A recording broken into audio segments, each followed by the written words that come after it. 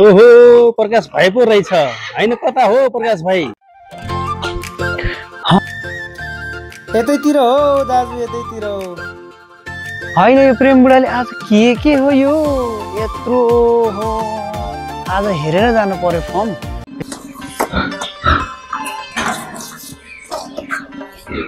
ओहो प्रकाश भाइ आयो नि हो दाजु आयो तपाईको फर्म हेर्न आइयो दाजु त्यत्रो सारा लगान गरी डुबिन्छ हो दाजु कहाँ डुबिन्छ भाइ आफू त करोडौं लगानी गर्ने हो यही कमाउने हो यही रमाउने हो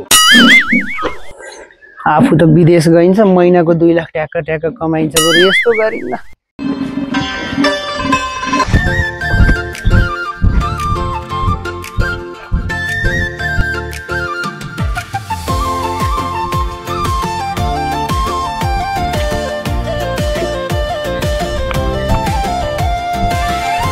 ओ प्रकाश भाइ झोला सोला बोकेर कता हो ओहो प्रेम दाजु पो हामी त लाग्यो हो विदेश महिनाको 2 लाख रुपियाँ कमाउन तपाईँ जस्तो यहाँ करोडौं लगान गर्न सकिँदैन हामी त लाग्यौं विदेश दाजु लाग्यौं हामी त लाग्यो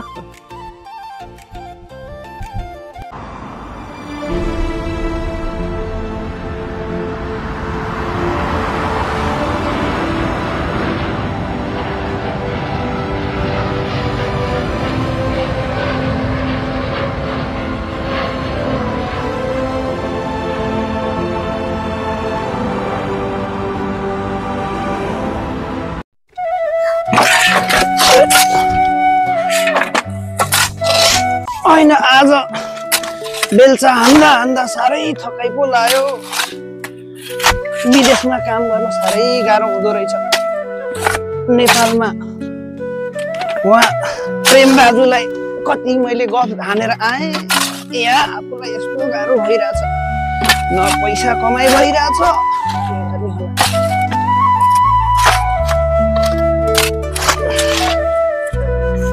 हैन हो गोविन्द भाइ तिमीलाई चाहिँ के भनेर लिएर आयो विदेश मलाई त यहाँ कम्पनीको म्यानेजर बनाइदिन्छु महिनाको 2 लाख रुपियाँ ट्याक्क कमाइ हुन्छ भनेर लिएर आयो आफूले त साह्रै गाह्रो पो भएको छ यहाँ यति मेहनत गरेर कमाइए पैसा भइरहेको छैन उहाँ घरमा मेसेज पठाउँदा मेसेज पनि सिन हुँदैन फोन गर्दा फोन लाग्दैन मलाई त टेन्सन भइसक्यो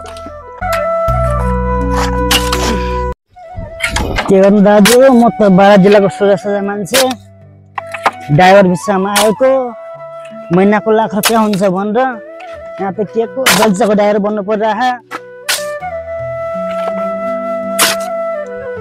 के गर्नु दाजु भएको जग्गा पनि बेचेर आइयो 36 लाख कमाएर 36 कठा किन्छु भनेर आएको हाम्रोतिर त 1 लाखको कठा पाउँछ नि दाजु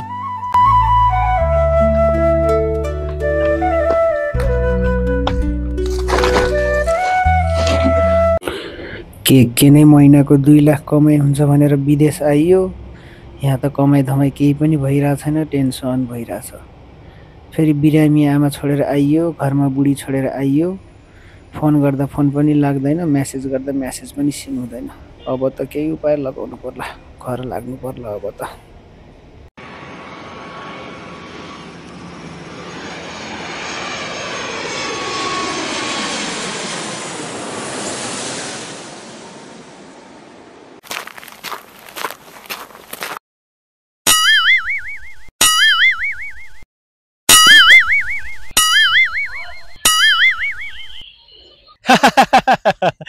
जाँदाखेरि त खुब चस्मा र जुत्ता पुस्तक जुट सुट लाएर गथ्यो आउँदाखेरि त चप्पल छ त ड्रेस त्यो विदेशकै त्यो काम गर्ने ड्रेस लाएर आछ त के हो प्रकाश भाइ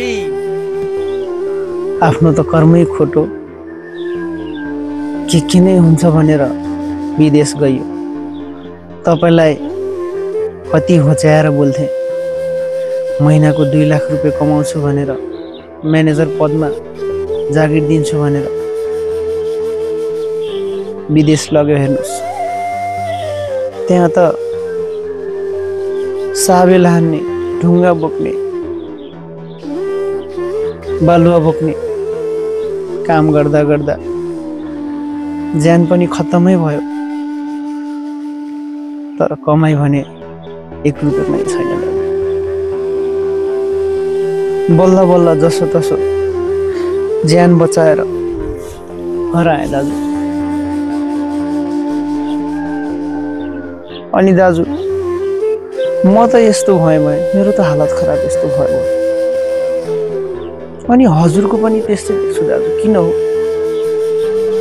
हजुर त फस्टाउन पर्ने हो। म त हजुरकै जस्तो अब नेपालमै केही गर्छु भनेर आएको दाजु। हजुरको हालत पनि फेरि राम्रो देख्दिन, किन हो दाजु?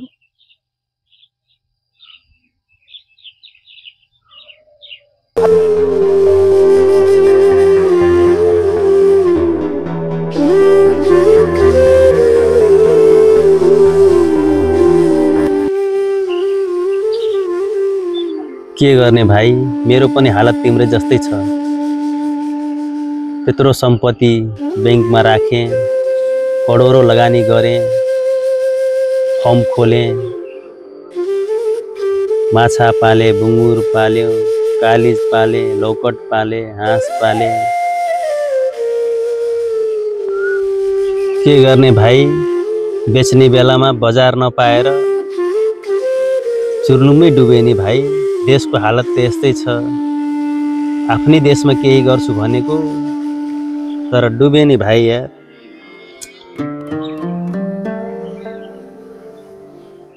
हो दाजु, तपाईले त सम्पत्ति मात्रै गुमाउनु भयो, मैले त सम्पत्ति पनि गुमाएँ। समय त त्यसै बर्बाद नै भयो। 3 वर्ष समय खेर गयो दाजु।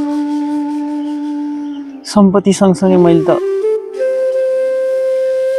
आमा गुमाएँ, श्रीमती गुमाएँ, परिवार नै गुमाएँ नि दाजु मैले त। के गर्ने दाजु, नेपालमा जबसम्म एउटा राम्रो नेता जन्मिँदैन तबसम्म हामी नेपालीहरू यस्तै दुःख पाइराख्ने हो दाजु।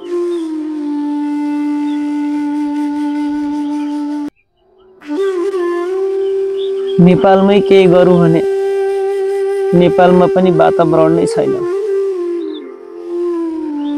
केही पनि गर्न सकिँदैन। विदेश गएर केही गरौँ भने परिवार नै गुमाइन्छ। के गर्नु दाजु, हामी नेपालीहरूको पीडा यस्तै छ, यस्तै छ हामी नेपालीहरूको पीडा। एकदम समस्या छ दाजु।